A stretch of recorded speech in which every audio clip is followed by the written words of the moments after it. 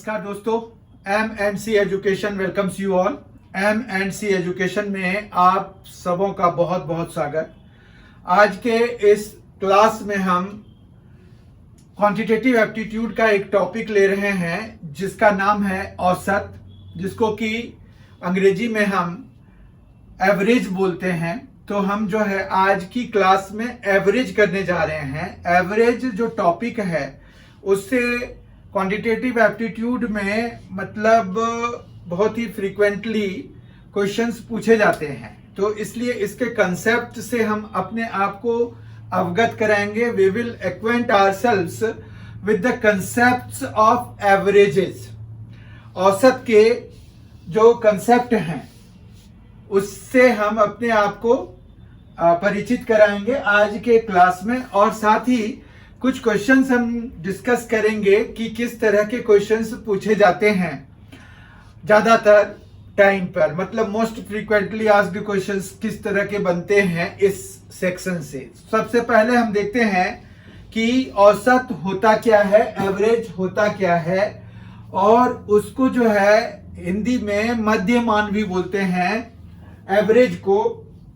तो यहाँ पर औसत बेसिकली क्या है, अगर मान रखिए कि आपके पास A1, A2, A3, A4 इस तरह से बहुत सारे मतलब n जो है नंबर्स हैं, आपको इनका एवरेज चाहिए तो इसके लिए आप इनको सम कर दीजिए और साथ में डिवाइड करा दीजिए नंबर ऑफ जितने हैं वो नंबर्स। ठीक है, तो जैसे मान रखिए कि आपको एवरेज निकालना है किसी क्लास में छात्रों द्वारा प्राप्त किए गए मार्क्स का। ठीक है, तो जो मार्क्स उनको मिले हैं उनका अगर आपको एवरेज निकालना है तो आप हर एक स्टूडेंट के मार्क्स को ऐड करेंगे और जो टोटल नंबर ऑफ स्टूडेंट्स होंगे उससे डिवाइड कराएंगे, तो इसको हम एवरेज कह देते हैं। तो ये एवरेज हम इसी तरह से निकालते हैं, औसत हम इसी तरह से निकालते हैं। ठीक है, इसमें हमारे पास जो है, जैसे मान रखिए कि आपको 1 है, 4 है, 6 है, 9 है, 12 है, ये हमारे पास 5 नंबर्स दिए हुए हैं। इनका हमें एवरेज चाहिए तो हम इनका सम करके 5 से डिवाइड कराएंगे तो हमें जो भी आउटकम आएगा वो एवरेज होगा इसका।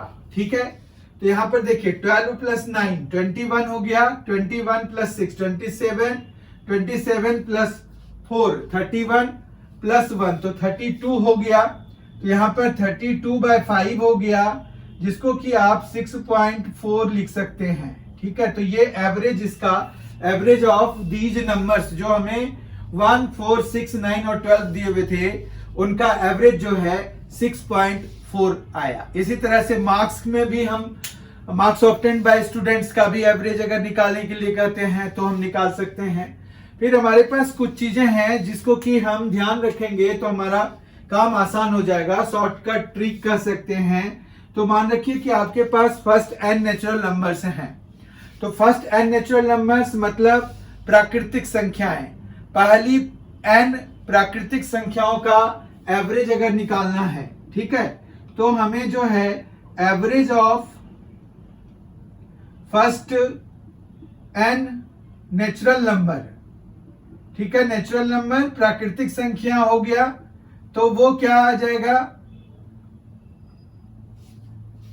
Average of first n natural numbers हमें जो है निकालना है, तो ये हो जाता है n + 1/2। ठीक है, तो यहां पर जो है बहुत ही आसान है।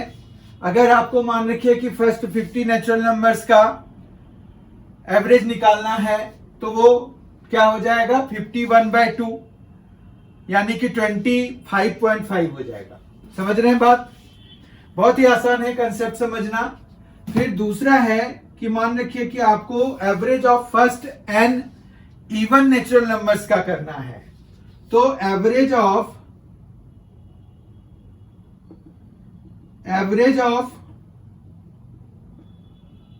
First n even natural number,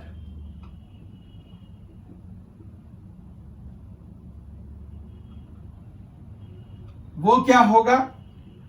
first n even natural numbers के लिए फॉर्मूला हमारे पास सीधा सीधा n+1 है, ठीक है।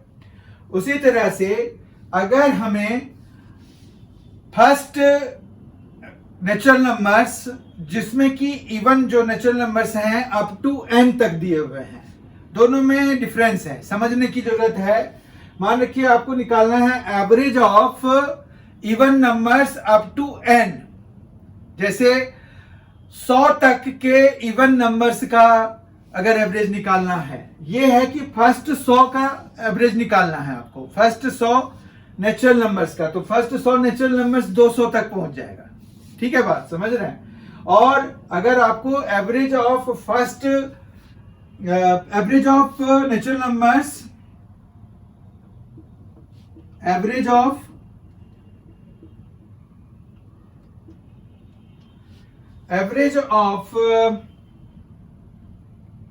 इवन नंबर्स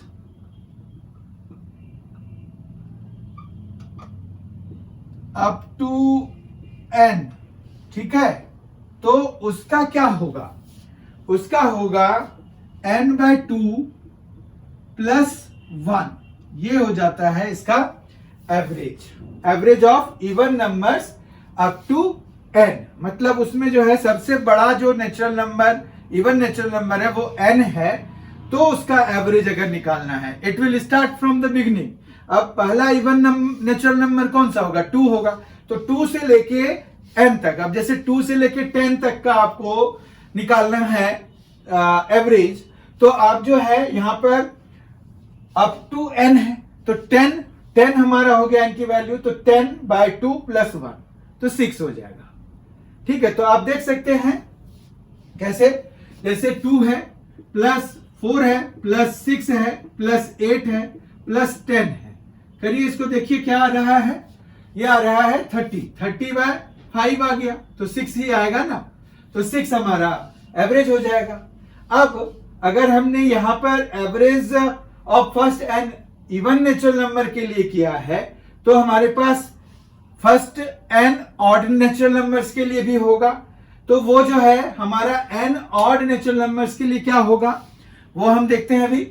और यहां पर जो है n ऑड नंबर्स के लिए, यहां पर n ऑड नेचुरल नंबर्स के लिए अगर हमें निकालना है, तो हम इसमें कैसे क्या करेंगे, तो उसके लिए फॉर्मूला क्या होगा वो देख लेते हैं। तो फोर्थ हम देख रहे हैं कि जब एवरेज ऑफ फर्स्ट n, यहां पर हमें निकालना है average of first n odd natural numbers, n odd natural numbers, अभी इवन था, अब यहां पर ऑड हो गया है, तो ये कितना हो जाता है, ये n हो जाता है, ठीक है, तो ये भी आप याद रखेंगे।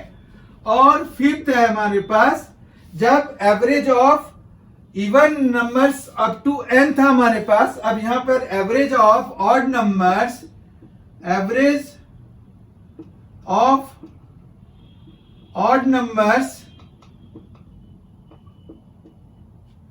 अप टू n, ठीक है, अप टू n, ये समझा दिया था कि क्या कहने का क्या मतलब हुआ। तो इसमें क्या होता है, वो होता है n +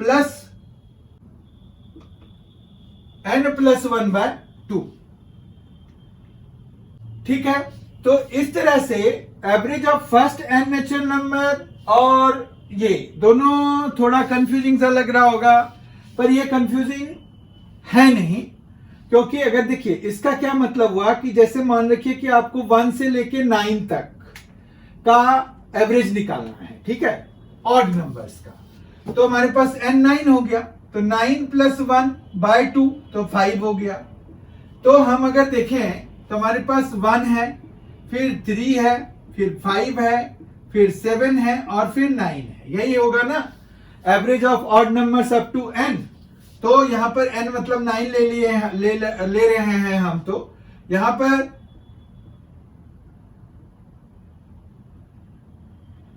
बाय 5 हो गया। तो ये देखिए 25/5 आ रहा है जो कि 5 के बराबर है। तो आप देखिए यहां पर average of odd natural numbers up to n plus 1/2 हो जाता है। ठीक है, इतना तो समझ में आ गया। अब हम इसमें देखते हैं कि क्वेश्चन जो है, जो फ्रीक्वेंटली आस्क्ड क्वेश्चंस हैं इस पे, वो कैसे से पूछे जाते हैं। तो बेसिकली अगर आप देखेंगे तो आपको क्वेश्चंस ऐसे पूछे जाते हैं जैसे कि किसी क्लास में मान रखिए कि कितने 20 बच्चे हैं। ठीक है, उनका जो है 20 स्टूडेंट्स हैं,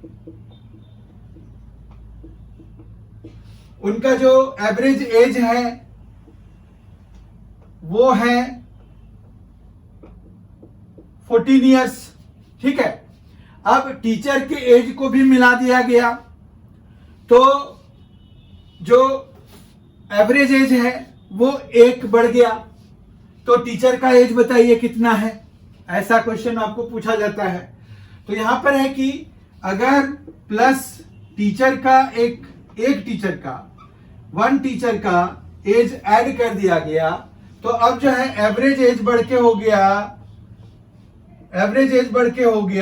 15। तो आपको बताना है कि वो जो टीचर का एज है वो कितना है। इस तरह का क्वेश्चन पूछा जाता है। तो इसको अटेम्प्ट करने के लिए हम जो है यहाँ रूल्स ऑफ एवरेज लगाते हैं। उसमें जैसे देखिए, अगर आपको एवरेज दिया हुआ है और नंबर ऑफ स्टूडेंट्स भी दिए हुए हैं, तो आप जो है इन दोनों को जब मल्टीप्लाई कराएंगे तो आपको क्या मिलेगा, आपको मिल जाएगा टोटल सम मिल जाएगा, sum of ages of all the students. इस केस में तो यहां पर 20 इंटू 14 कितना आ जाएगा, 280 हो जाएगा। ठीक है, अब जो है ये कह रहे हैं कि जब टीचर की भी एज मिला दी जा रही है तो 1 साल बढ़ गया, यानी कि 15 ईयर्स हो गया। तो अब विद टीचर जो एज बना हमारा, मतलब सम ऑफ ऑल द एजेस 20 और प्लस 1 मतलब 21 पर्सन्स का जो टोटल एज होगा वो 15 इंटू 21 हो जाएगा। तो 15 इंटू 21 हो जाता है ये 31। तो ये आ गया 315। अब अगर हम एज की बात करें तो ये आ गया कि भाई 35 इयर्स एज है टीचर का। ठीक है, 35 इयर्स एज है टीचर का। तो इस तरह से हम निकाल सकते हैं।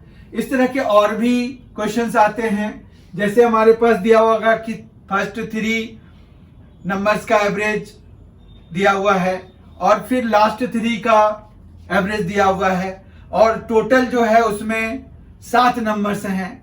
तो वो जो बीच वाला नंबर है उसका उसकी वैल्यू क्या है वो निकालने के लिए कहते हैं। तो एवरेजेस के बेसिस पर क्वेश्चन पूछे जाते हैं। जब हम क्वेश्चंस डिस्कस करेंगे तो वहां पर भी इस तरह के क्वेश्चंस खुलेंगे, पर अभी तो चूंकि कंसेप्ट्स हम डिस्कस कर रहे थे तो कंसेप्ट वाइज इतना ही है, एवरेज में ज्यादा कुछ है नहीं। बहुत ही आसान कंसेप्ट है और इनको मीन भी कहते हैं हम। स्टैटिस्टिक्स में जो मीन निकाल रहे होते हैं वही एवरेज है हमारे पास। अगर आपने अभी तक M&C एजुकेशन चैनल को सब्सक्राइब नहीं किया है तो जरूर कर लीजिए। बहुत ही जल्द हमारी मुलाकात होगी इसके अगले कंसेप्ट वीडियो के साथ। Thank you so much for being with us. Thanks a lot. Enjoy yourself.